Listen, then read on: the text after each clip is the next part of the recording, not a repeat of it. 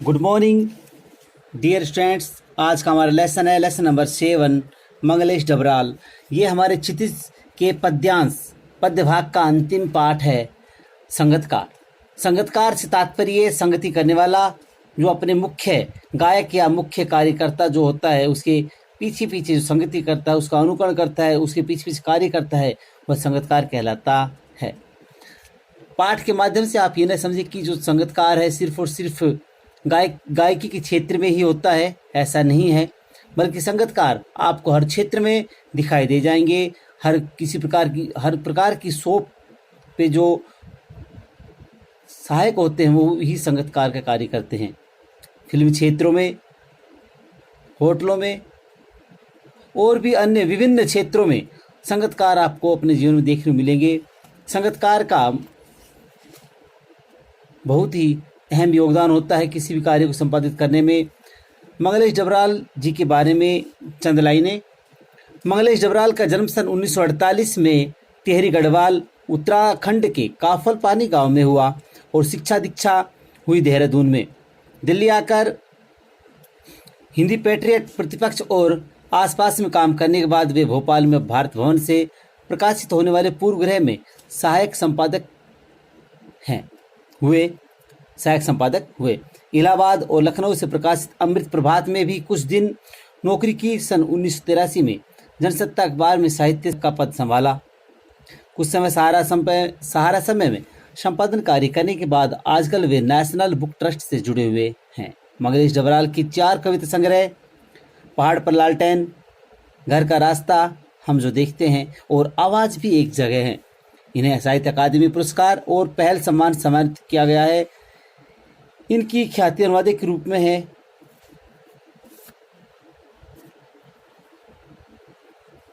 इन्होंने भारतीय भाषाओं के अतिरिक्त अंग्रेजी, रूसी, जर्मन, स्पेनी, पोलस्की और बल्गारी भाषाओं में अनुवाद किया है। संगतकार कविता गायन में मुख्य गायक का साथ देने वाले संगतकार की भूमिका के महत्व पर विचार करती है। दृश्य माध्यम की प्रस्तुतियों जैसे नाटक, फिल्म, संगीत, नृत्य के बारे में तो यह सही है ही। हम समाज और इतिहास में भी ऐसे अनेक प्रसंगों को देख सकते हैं जहां नायक की सफलता में अनेक लोगों ने महत्वपूर्ण भूमिका निभाई। कविता हम सब में यह संवेदनशीलता विकसित करती है कि उनमें से प्रत्येक का अपना अपना महत्व है और उनका सामने न आना उनकी कमजोरी नहीं अपितु मानवीयता ही है। संगीत की सूक्ष्म से थोड़ी समझ और कविता दृश्यात्मक जिसको हम देख सकते हैं, दृश्यात्मक इस कविता को ऐसी गति देती है मानो हम इसे अपने सामने घटित होता देख रहे हैं। डियर स्टूडेंट, संगतकार, यहाँ पर कवि मंगलेश डबराल जी कहते हैं कि मुख्य गायक के चट्टान जैसे भारी स्वर का साथ देती वह आवाज सुंदर, कमजोर, कांपती हुई थी। डबराल जी कहते हैं कि मुख्य गायक के चट्टान जैसे अलंकार, उत्प्रेक्ष अलंकार, चट्टान जैसे, मुख्य गायक के चट्टान जैसे भारी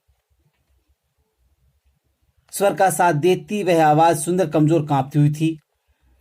मुख्य गायक के चट्टान जैसे भारी स्वर का साथ देने वाली आवाज कमजोर और सुंदर, कमजोर और कांपती हुई प्रतीत हो रही थी।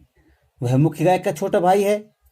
यहाँ पर कवि का मानना है क्या तो वह मुख्य गायक का छोटा भाई है, क्या उसका शिष्य है, या पैदल चलकर सीखने वाला दूर का कोई रिश्तेदार। या कवि का मानना है कि दूर से पैदल चलकर आने वाला कोई नौसिखिया है, सीखने वाला है। मुख्य गायक की गरज में, गूंज में, मुख्य गायक की गूंज में, मुख्य गायक की आवाज, गर्ज आवाज में, ऊंची आवाज, गर्ज ऊंची आवाज, याद रहे गर्ज में क्या होता है, ऊंची आवाज। मुख्य गायक की ऊंची आवाज में वह अपनी ऊंची आवाज को प्राचीन काल से मिलाता हुआ आया है। अर्थात प्राचीन काल से संगतकार मुख्य गायक की ऊंची आवाज में अपनी आवाज को मिलाता हुआ आया है। प्राचीन काल से मुख्य गायक की ऊंची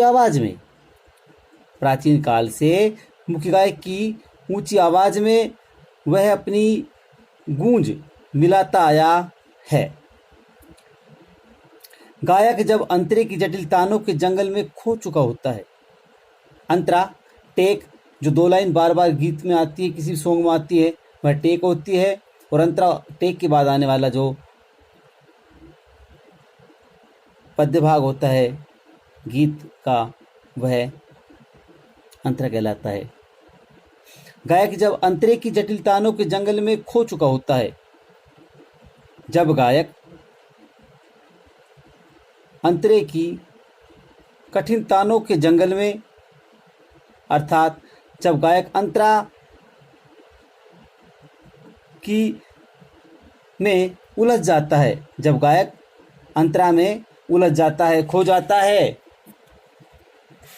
या अपने ही सरगम को लांघ कर, सरगम स्वर, सरगम कितने होते? 7, सा रे गा मा पा धा नी सा। तो सा से सा रे गा मा पा धा नी सा,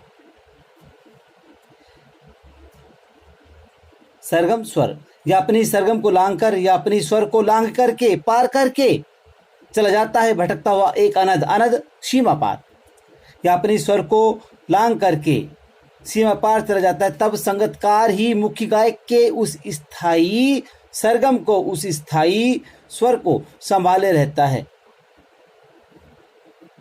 जैसे समेटता हो मुख्य गायक का पीछे छूटा हुआ सामान। कवि को ऐसा प्रतीत हो रहा है जैसे संगतकार मुख्य गायक का पीछे छूटे हुए सामान को समेट रहा है और उसे याद दिलाता है उसका बचपन, और उस मुख्य गायक को संगतकार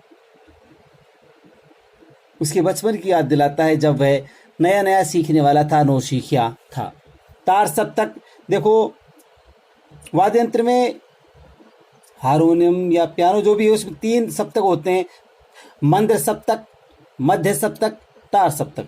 मंद्र सप्तक में जो स्लो गाता है, मंद्र सप्तक में गाता है, जो स्लो से थोड़ा हाई गाता है मध्य में, और जो ऊंची आवाज में गाता है तार सप्तक में गाता है। तो तार सप्तक में मुख्य रूप से स्त्री ही गा सकती है, पुरुष रेयर कंडीशन, जो पुरुष क्या है कि बहुत ही कम गा पाते हैं तार सप्तक में। तो तार सप्तक, मंद्र सप्तक सबसे कम आवाज में, मध्य सप्तक मध्य बीच में, और तार सप्तक हाई आवाज में, सबसे ऊंची आवाज में गाया जाता है। तार सप्तक में जब बैठने लगता है उसका गला, जब मुख्य गायक का तार सप्तक में ऊंची आवाज में गाने पर उसका गला बैठता है तो प्रेरणा साथ छोड़ती हुई, जो उसकी सीख है उसका साथ छोड़ती प्रतीत होती है, और जो उसका उत्साह नष्ट होता हुआ सा प्रतीत होता है, तो और उसकी आवाज से राख जैसा कुछ गिरता हुआ से तात्पर्य है कि उसकी आवाज में, उसकी आवाज से मलिनता झलक, मलिनता स्पष्ट दिखाई देती है, उसकी आवाज मलिन हो जाती है, उसकी आवाज खराब हो जाती है। आवाज से राख जैसा कुछ गिरता हुआ, अर्थात उसकी आवाज से मलिनता की झलक दिखाई देने लगती है, उसकी आवाज खराब हो जाती है। तभी मुख्य गायक को ढांढस बंधाता है। कौन बंधाता है? मुख्य गायक को संगीतकार तसल्ली देता है, सांत्वना देता है। ढांढस बंधाना, तसल्ली देना, सांत्वना देना। कहीं से चलाता है संगीतकार का स्वर और फिर से संगीतकार का कहीं से स्वर लौटकर वापस आ जाता है। कभी कभी वह यूं ही दे देता है उसका साथ, यह बताने के लिए कि वह अकेला नहीं है, और यह कि फिर से गाया जा सकता है गाया जा चुका राग, और जो गाया जा चुका राग है उसको फिर से गाया जा सकता है, यह बताने के लिए उसका कभी कभी यूं ही साथ दे देता है। और उसकी आवाज़ में जो एक हिचक साफ सुनाई देती है या अपने स्वर को ऊंचा नहीं उठाने की जो कोशिश है, उसे विफलता है सफलता, उसे विफलता नहीं, उसकी मनुष्यता समझा जाना चाहिए, उसकी मनुष्यता समझा जाना चाहिए।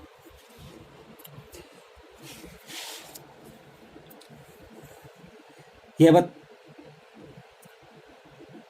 बताने के लिए कि वह अकेला नहीं है, और यह कि फिर से गाया जा सकता है गाया जा चुका राग।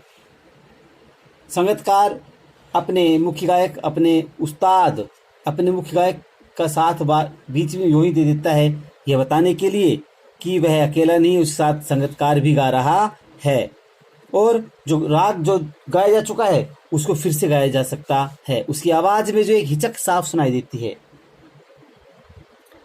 अर्थात आभास कराते समय संगीतकार के हृदय में संकोच का स्वर साफ साफ सुनाई देता है।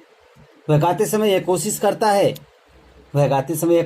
है कि उसे स्वर मुख्य गायक के स्वर से किसी भी हालात में ऊंचा न उठ पाए। कवि का कहना यह है कि संगीतकार की इस कोशिश को उसकी विफलता अर्थात असफलता नहीं समझ करके उसकी इंसानियत समझना चाहिए। गुरु के प्रति समर्पण भाव के कारण वह शक्ति एवं सामर्थ्य होने पर भी स्वयं को ऊंचा उठाकर अपने स्वर का प्रदर्शन नहीं करता, बल्कि अपने गुरु की महानता को महत्व देने का प्रयत्न करता है। Okay, thank you dear student, thank you.